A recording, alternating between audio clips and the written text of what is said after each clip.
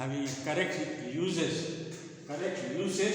and then two words are there to use them correctly. एक है correct और दूसरा है through. सॉरी, एक है across और दूसरा है through. तो ये इसको तो मैं एक बार मुझे याद है कि प्रीपोजिशन में बता दिया था, फिर भी for your kind information you just go through again. Across मतलब होता है सरफेस.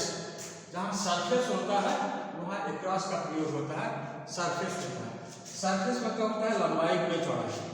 इसमें सरफेस का मतलब होता है जिसमें लंबाई हो और चौड़ाई हो, इसको सरफेस बोलते हैं. सरफेस ये ऐसे सरफेस होता है.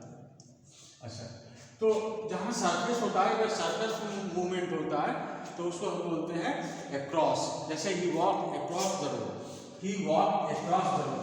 रोड जो है वो सरफेस है, सरफेस टू द कॉलेज. नहीं, he let us draw a line across the paper. Across the paper, paper जो है उसमें लंबाई चौड़ाई होता है. तो अगर सरफेस पर मूवमेंट होता है, गति होता है किसी व्यक्ति का या किसी वस्तु का, तो उसे उसको अक्रॉस से शो किया जाता है. अक्रॉस. और अब थ्रू है. थ्रू का जो डायग्राम है वो वॉल्यूम होता है. वॉल्यूम का मतलब होता है जिसमें लंबाई हो, चौड़ाई हो और ऊंचाई हो. ये इमेजिनेटिव भी हो सकता है. जैसे हमने किसी वस्तु में हमने लंबाई, चौड़ाई, ऊंचाई तीनों देख ली, तब हम वहाँ पर थ्रू का प्रयोग करते हैं. जैसे he went through the book. He went through the book एक काल्पनिक है. किताब हमने देखा, किताब में लंबाई, चौड़ाई और ऊंचाई दोनों होती है.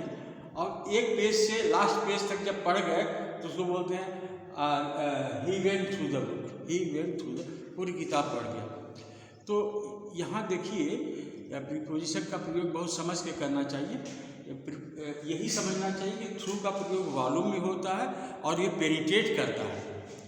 वॉल्यूम में होता है और पेनिट्रेट करता है. बुक जो है वो क्या एक वॉल्यूम है जिसमें ऑब्वियसली लंबाई, चौड़ाई, ऊंचाई तीनों है. लेकिन अगर इमेजिनेटिवली आप उसमें को पेनिट्रेट करते हैं तो थ्रू कहलाएगा. He went through the book, ऐसा होता है. अच्छा, लेकिन इसमें देखिए ये रियल है. जैसे the bullet went through his chest. The bullet went through his chest.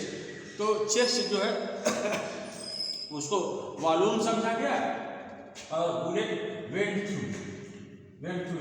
अगर टनल होता, जैसे the train went through tunnel, तो टनल में अब ऑब्वियसली आप समझ सकते हैं उसमें ऊंचाई होगा, लंबाई होगा, चौड़ाई होगा, तो इसमें थ्रू का प्रयोग होना ही है. तो इस तरह से गाइस हम देखते हैं ये जो सरफेस और वॉल्यूम को ध्यान में रखिए. जब आप क्रॉस और थ्रू का प्रयोग करते हैं बहुत अच्छा प्रयोग कर सकते हैं. और इसके लिए आपको अपनी समझ से जो है आप इसका प्रयोग कर सकते हैं. ये इन वर्ड्स पर्टिकुलरली प्रीपोजिशन का प्रयोग बहुत डिफिकल्ट है if you have not proper understanding of these words. तो गाइस आज इतनी. Thank you so much. Thank you.